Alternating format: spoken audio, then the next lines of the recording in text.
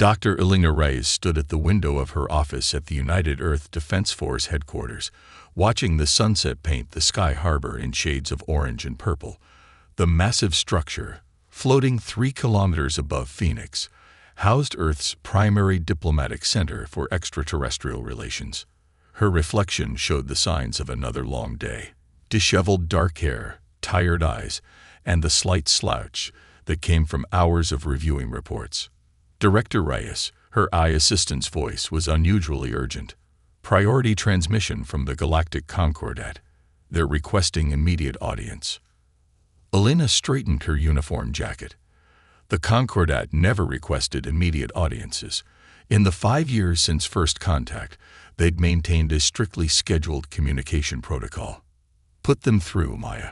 The holographic display materialized in the center of her office, revealing 3 figures. Ambassador Xinlu, a towering beam of pure energy contained within an environmental suit. General Kazeth, whose crystalline form shifted colors with each movement. And High Chancellor Voss, an entity that appeared almost human until you noticed the subtle ripples in reality around their form. Director Reyes, Voss spoke first, their voice carrying an undercurrent of what Elena recognized as concern. "We come with a matter of utmost urgency." "I'm listening," Elena replied, maintaining the careful diplomatic posture she perfected over years of negotiations. "Your species must cease all quantum research immediately," Xinlu declared, their energy form pulsing with intensity. "We have observed your progress. It exceeds acceptable parameters." Elena's eyebrows rose slightly. "Exceeds acceptable parameters. I wasn't aware the Concordat had authority over Earth's scientific advancement." "This is not about authority." Kazeth's crystalline form flickered with agitation. "This is about preserving the balance. Your species has progressed from primitive computing to quantum manipulation in less than a century. It's unprecedented. Dangerous." "Dangerous to whom?" Elena asked, though she already suspected the answer. "To everyone," Voss replied. "Including yourselves. There are forces you don't understand, paths of development that must be followed in the correct sequence. Your rapid advancement threatens the very fabric of galactic stability." Elena walked to her desk, letting the silence stretch for a moment. She pulled up a holographic display of Earth's recent achievements. The quantum communication network, the first successful consciousness transfer, the breakthrough in dimensional physics, all accomplished in the past decade. "With all due respect," she said finally, "humanity has always advanced at its own pace. We've overcome countless challenges precisely because we refuse to accept artificial limitations. This is not a request." Xinlu's form crackled with barely contained energy. "The Concordat has unanimously voted. Either Earth complies willingly, or we will be forced to take action." "Action?" Elena's voice cooled several degrees. "Are you threatening Earth, Ambassador?" "We are protecting the galaxy," Kazeth interjected. "You have one Earth Standard week to begin dismantling your quantum research facilities. We will know if you attempt to hide or continue your work." The transmission ended abruptly, leaving Elena alone in her darkening office. She stood motionless for several moments, then activated her secure communication channel. "Maya, get me Admiral Santos and the heads of all quantum research facilities, Priority Alpha, and contact Dr. Marcus Catry at the Quantum Dynamics Institute. Tell him Project Phoenix is now active." As the AI acknowledged her commands, Elena turned back to the window. The first stars were becoming visible in the darkening sky. Somewhere out there, the Concordat thought they could dictate humanity's future. They were about to learn what countless others throughout human history had discovered. Telling humans they couldn't do something was the surest way to guarantee they would. She smiled slightly as her secure tablet lit up with incoming responses. The Concordat had given them a week to shut down their research. They had no idea that for humanity, a week was more than enough time to change everything. Dr. Marcus Catry stood in the heart of Project Phoenix, a massive underground facility carved into the bedrock beneath the Himalayas. The quantum computing core pulsed with a soft blue light, its crystalline structure extending from floor to ceiling like a technological forest. Around him, dozens of the world's brightest minds worked with quiet intensity, their faces illuminated by holographic displays. "The quantum encryption is holding," reported Dr. Isabella Martinez, her fingers dancing across multiple holographic interfaces. "The Concordat surveillance systems are still reading only normal background activity from our decoy facilities." Marcus nodded, his dark eyes reflecting the shimmer of quantum calculations. "And the actual research?" "We've made a breakthrough," Isabella grinned, pulling up a complex series of equations. "The quantum entanglement cascade we detected last week, it wasn't a malfunction. We found something they didn't want us to find." The discovery had been accidental, a side effect of their attempts to hide their research from the Concordat's sophisticated detection systems. In trying to mask their quantum signatures, they'd stumbled upon what appeared to be a fundamental law of physics that the aliens had been deliberately concealing from younger species. "Director Reyes needs to see this," Marcus said, studying the data. "Maya, secure channel to Sky Harbor." The AI's response was immediate but unexpected. "Director Reyes is already en route to your location, Dr. Caftry. ETA 12 minutes. Priority Alpha clearance." Marcus and Isabella exchanged glances. The director of Earth's extraterrestrial relations didn't make unscheduled visits to secret facilities without good reason. 11 minutes later, Alina Reyes strode into the quantum core, her expression grave. "The Concordat is moving faster than we anticipated.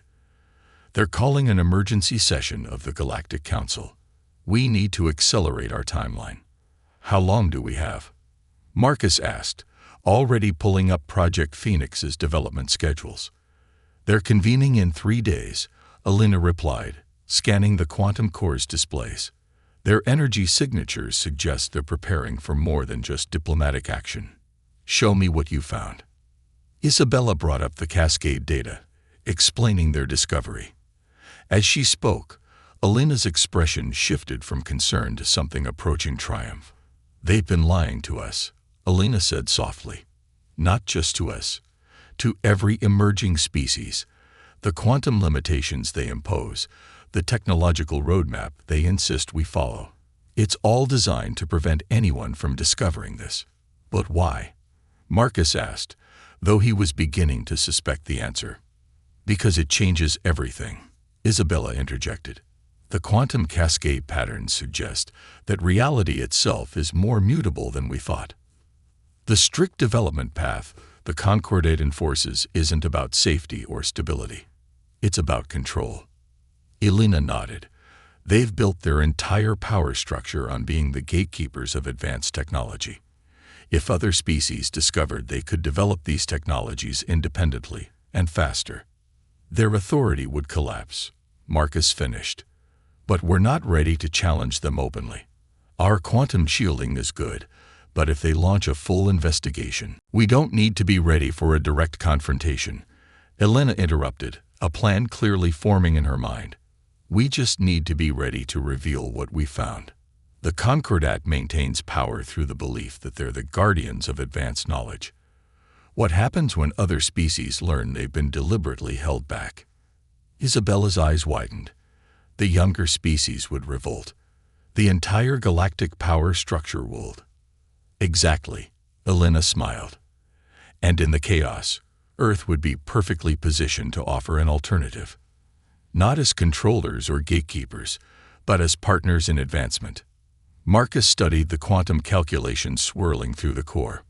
"We'll need proof. Incontrovertible evidence that they've been suppressing this knowledge." "That's why I'm here," Elena revealed, producing a small quantum storage device. "Our intelligence division managed to decrypt some of the Concordat's ancient records. Combined with your discovery, it's everything we need. But we have to move fast. The quantum core is already at maximum capacity," Isabella warned. "Pushing it harder could break our camouflage." "Then we'll have to risk it," Marcus decided. "Better to reveal ourselves on our terms than wait for them to act first." He turned to Elena. How do you want to play this? We'll need 3 things, Alina said, her diplomatic experience evident in her strategic thinking. First, ironclad proof of their deception. Second, a demonstration of our quantum technology that's too public to suppress. And third, a network of allies among the younger species who'll stand with us when the truth comes out. Marcus nodded, already modifying the quantum core's parameters. Isabella, start analyzing that historical data. Maya, initiate Project Phoenix Protocol Omega. Full power to all systems. If we're going to reveal ourselves, let's make it a revelation they'll never forget. As the quantum core's hum increased to a resonant thrum, Marcus couldn't help but smile.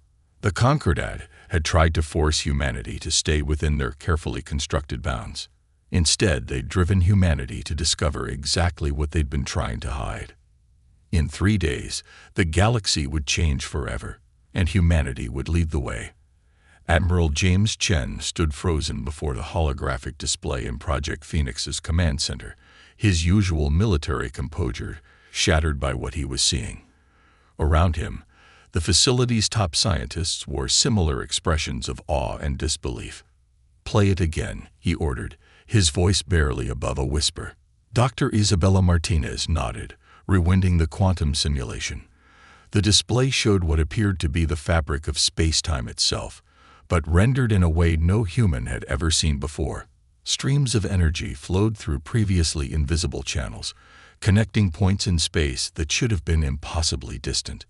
"We're calling it the quantum neural network," Marcus Cattry explained, manipulating the display to zoom out.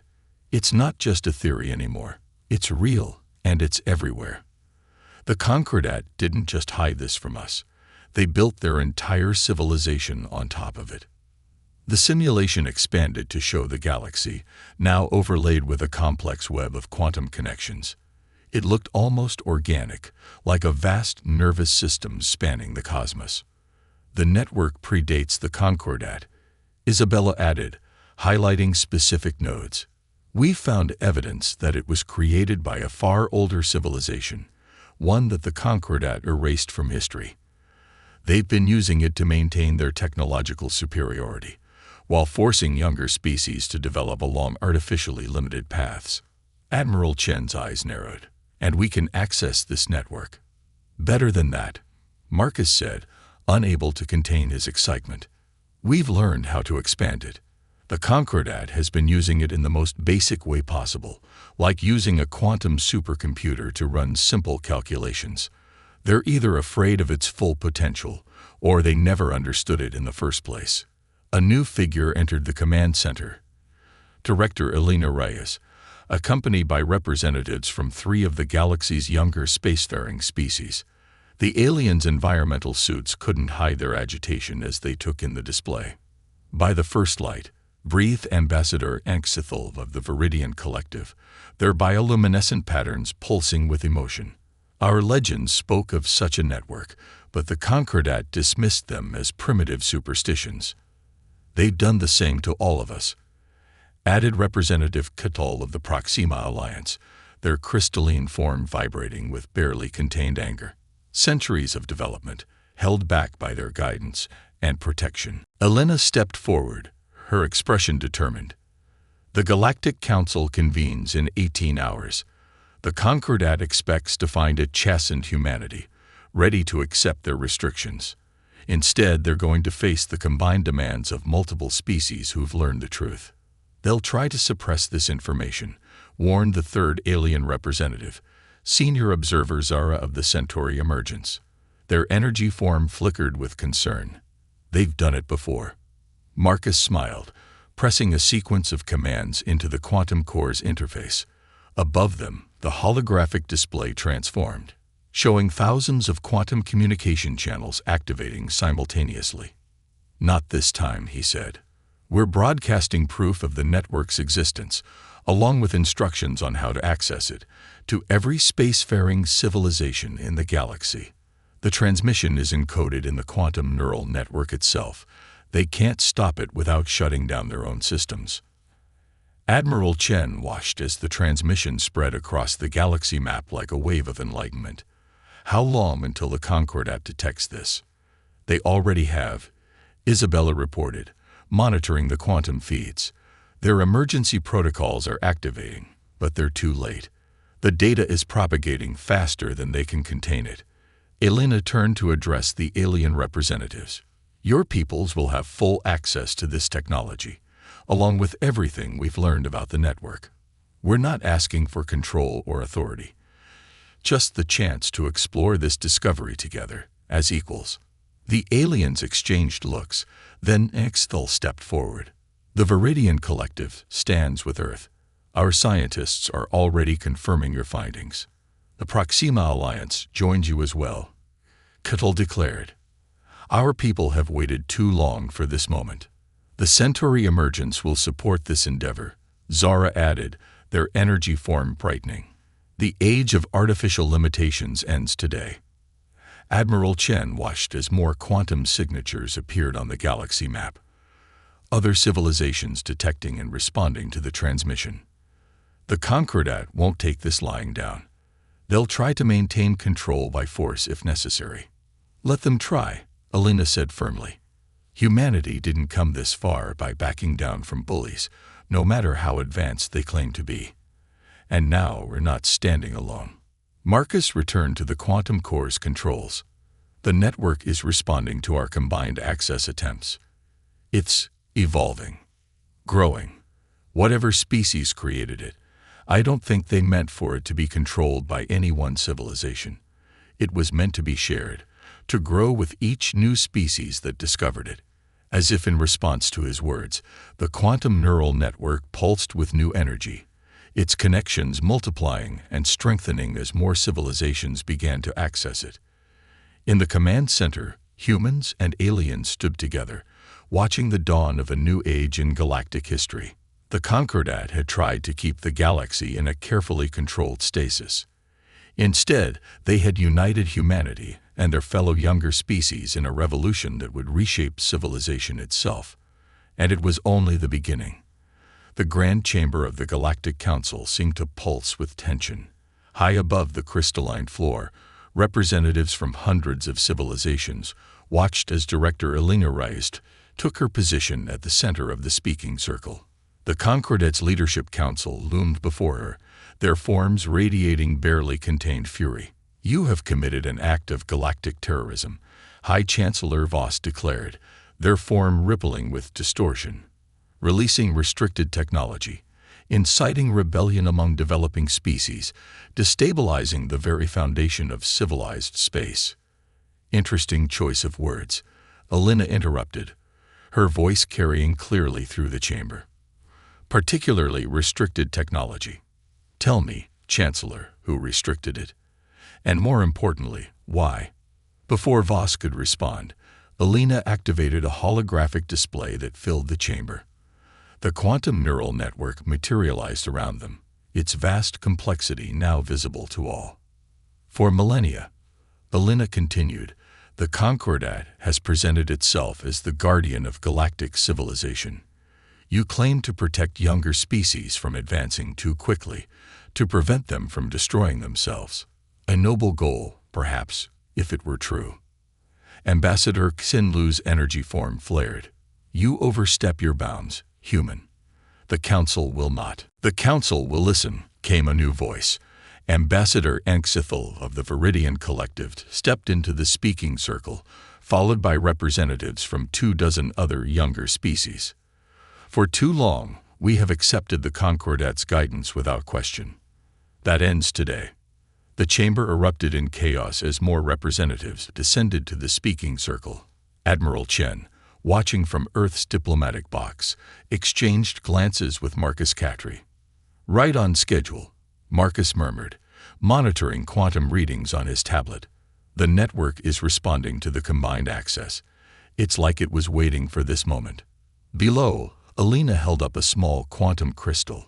This contains proof that the Concordat didn't discover the neural network. They stole it. Records of a civilization that came before, one that created the network to be shared, not controlled. A civilization that the Concordat systematically erased from history. These are lies, General Kazeth's crystalline form pulsed with rage. "We will not allow." The general's words cut off as the quantum crystal activated. The chamber's holographic system was suddenly overwhelmed by a flood of ancient data, records, technical specifications, and most damning of all, footage of the Concordat's early days, showing them systematically suppressing and destroying evidence of the network's creators. "You didn't protect us," Representative Catal of the Proxima Alliance declared. "You enslaved us, kept us dependent on your guidance, while denying us our rightful heritage as sentient beings." High Chancellor Voss rose to their full height, their form now a maelstrom of distorted spacetime. "You have no idea what forces you're dealing with. The network must be controlled, regulated. Without our guidance, chaos will." "Chaos?" Elena laughed. "You mean like this?" She nodded to Marcus, who activated a sequence on his tablet. Instantly, the quantum neural network visible in the holographic display began to change. New connections formed, pathways restructured, and previously dormant nodes awakened. "Impossible," Shinlu breathed. "The network cannot be modified without the original creator's protocols." Marcus stepped forward. "The ones you thought you'd destroyed. Humanity didn't just discover the network, Chancellor. We learned to speak its language. And we're not the only ones." Around the chamber, representatives from dozens of species activated their own connections to the network. The holographic display blazed with new energy as centuries of artificial limitations dissolved. "This is your last chance," Elena addressed the Concordat. "Step down peacefully. Help us understand what you've hidden. Be part of a new galactic society based on cooperation and shared advancement, not control and suppression." High Chancellor Voss's form stabilized, their voice cold. "You doom yourselves. Without proper control, the network will." They stopped as the chamber filled with a new presence. The quantum neural network itself seemed to manifest, its energy patterns forming into coherent shapes. Messages in ancient languages scrolled through the air, the original creator's protocols, awakening after millennia of dormancy. "The network was never meant to be controlled," Marcus explained, reading the data streams. "It was meant to evolve, to grow with each new civilization that joined it. The Concordat's restrictions weren't just holding us back, they were damaging the network itself." Admiral Chen stepped forward. "The choice is yours, Chancellor.